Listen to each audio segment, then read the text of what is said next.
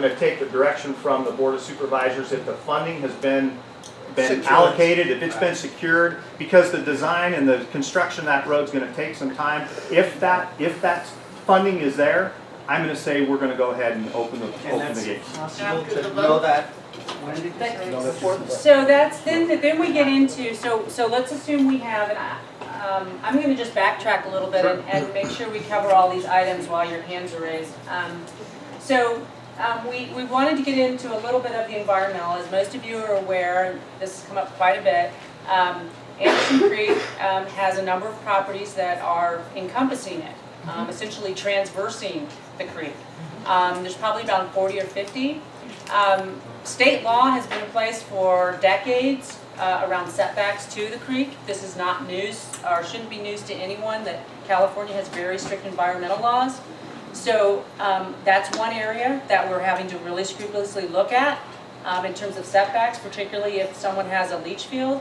But also, if we do get sewer, we still need to have some setbacks from that creek by state environmental law. That's not coming from the county. So that's one area where there's going to be some challenges. So if we're assuming the safety element, which is having that egress, we're also looking at how can we make those roads work in terms of the width, in terms of some addresses really don't have a road that they're like on. It's an easement of some form that isn't necessarily defined, and we need to look at that. I think one of the properties that came in it's fronting on something. When you look at a parcel map, it's essentially somebody else's parcel that they're fronting on, not necessarily a road. So those kinds of dead ends also create a hazard. And in terms of safety, in terms of the width, in terms of a truck being able to get in there, or even emergency ambulance. So that's part of the Rubik's Cube, and then we're looking at the septic. If we permit a structure to go forward with rebuild, there's a lot of caveats that you need to be aware of, which Ray pointed out. One is, even if the sewer comes in, you will still be responsible for equipment, for pumps and tanks to install with the sewer line. If it doesn't come in and you rebuild, you will be required to put in, as Ray said, a fairly costly system, which could run, I think you said, between 20 and 30,000. So that's just for the subject. So I would be, if you want to move forward, with the rebuild, those are just some things that you need to be aware of as you think through this. We have a couple hands over here. Whitney first. Yes. Go. Okay. Hi, my name's Pat. Assuming we have a lot that has no setback problems, we have a lot that actually has, at the beginning of the springs, has no egress problems. If we submit our plans by architect, engineer, everybody, it's ready. What's the turnaround getting a permit? Assuming that you have your septic cleared. Yeah. From the time you submit your plans to the turnaround, right now, we're looking at around 4 weeks maximum. We are getting around 6 sets or more of plans a day, and some of those, probably about 50%, are new rebuilds, and 50% are just structures that are outside of the Valley Fire. We are prioritizing any project, voluntary mergers, rebuilds, anything that's Valley Fire related, we are putting at the top of our list for processing. So we've got one plans examiner, and he is working non-stop going through plans. Another? If you have the money. Yeah. And we have inspectors that we have 2 new inspectors that we've got positions for. Well, we have not yet hired, but as any of you who've been through the building process may know, it requires several inspections, like up to 10 sometimes to get a building through to completion. And right now we have 2 inspectors for the entire county, north, south, everywhere. But we're working on that. The board gave us some funding for 2 new positions, and we're working on getting some people in there so that, and thank you to the board for that. There was, Can you finish about the use permit, what his suggestion was on that? You didn't get- Yeah. well, we mentioned that if you have a non-conforming use and it was burned down by fire, it can be replaced in a non-conforming fashion, but you have to do a major use permit. There's no way we can do that. So what we're doing is we're taking an item before the board on May the 3rd to address not only that issue, but others related to Anderson Springs issues, to find some solutions and give the staff the ability to, we either waive that requirement or we give the staff latitude to make some findings. There needs to be a solution to that, because individual or major use permits for each parcel that's non-conforming, that's just not possible. And so, well, yeah, I mean, it's just that we just can't do that. So the board will be hearing some ideas and entertaining that on May the 3rd. So, and just to add to that, so just so you understand why we're in this catch. So a major use permit is required primarily because, think of it as, you know, here's your house, and you have a neighbor over here. They do something that's very different than what you're doing. We try to establish a standard so that everyone's following by the same rules. So everyone is meeting the same rules. We can't say, oh, you can do this, but you can't do that. We have to be uniform in the application. And so what a use permit does, and a variance and those things, it says there's a really, really spectacular circumstance in which I can't meet that. It could be the lot configuration, it could be a number of things. And we look at the pattern around the community. In this case, it would be kind of challenging, but to get a context of what is the standard, what is the norm.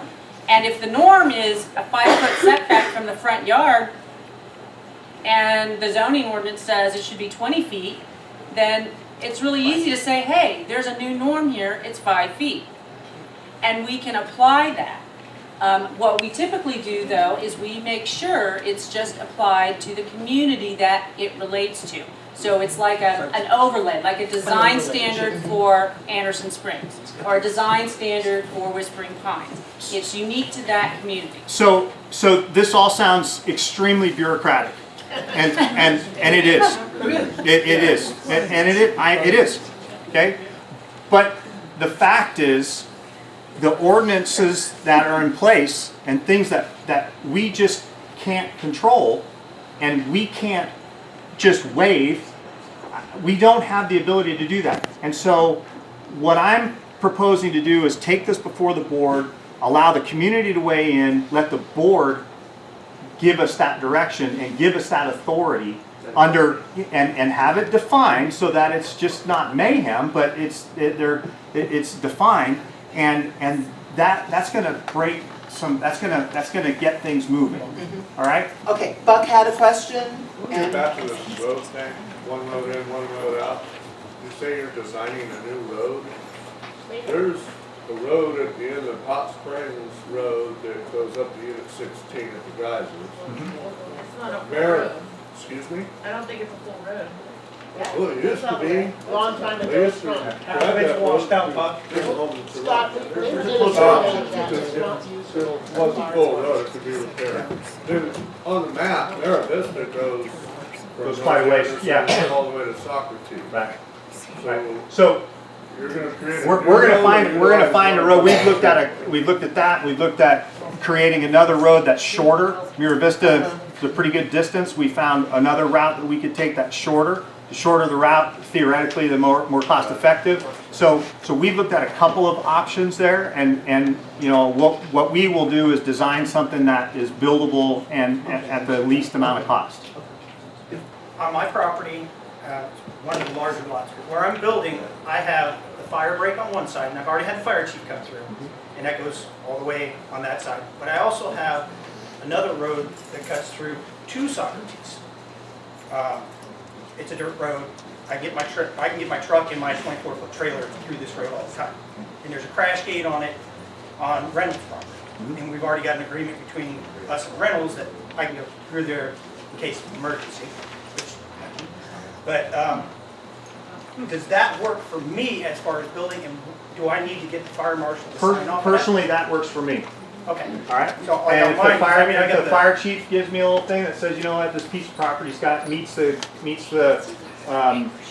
4290, it has 2 ways in and 2 ways out. I'm perfectly all right with that. 4290?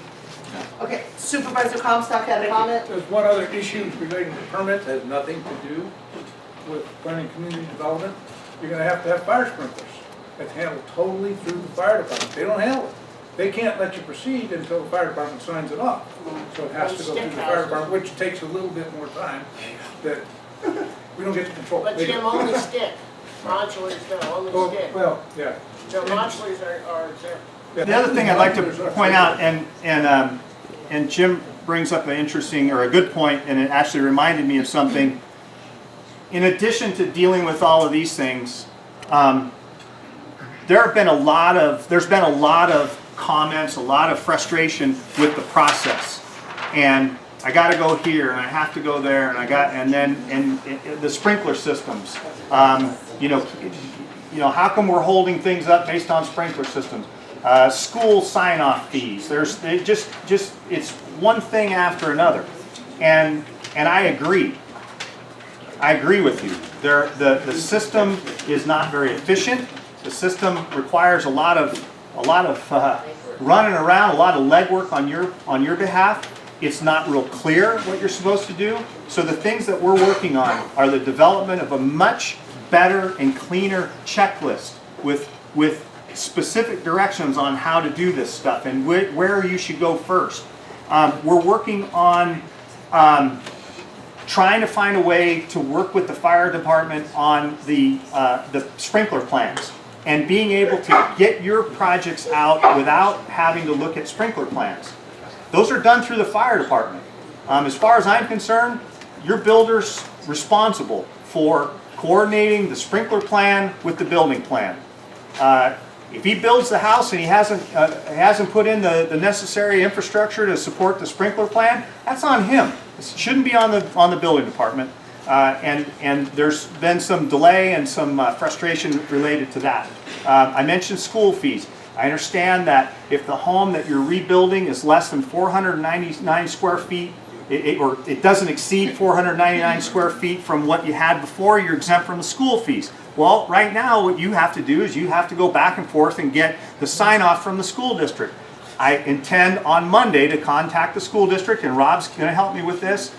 We got to figure out a way that the building or the planning person can look at that. They can look at the old assessor records and say the proposed home doesn't exceed 499, and the planner ought to be able to sign that off as opposed to sending it to the school district. Yes. Okay, so those are things in addition to all of this other stuff. Those are the issues and the things that we're trying to tackle to improve the process. I want the system to work better. Again, from being on the other side of the counter, I know how I want my department, my interim department, hopefully, to run. And I'm hopeful that whoever comes in and takes over for me, if that happens, I'm hopeful that we leave the thing in a better place than where I found it. It's people like Audrey and our brand new chief building official Greg Coates and the staff of that department that folks, they are overwhelmed. They are bombarded, and to some degree they've experienced a similar situation that you have. They've experienced a loss. They've had the director that used to be he was going to receive a 25-year pin the following week that he resigned. What I'm saying is the man was a dedicated county employee, and he was the director of that department. And those folks they got me. So that's. Okay, Right. so we have questions from Whitney, and yes, go ahead. Please. You said when you just started talking that you were going to ask for us to help you. So what do we need to do to help move this forward? Thank you. What I need for you to do is, and you need to contact your Assemblyman Dodd, Senator McGuire, and maybe as a group, instead of individually, but as a group with a petition, to go to them and say, we really support this secondary access.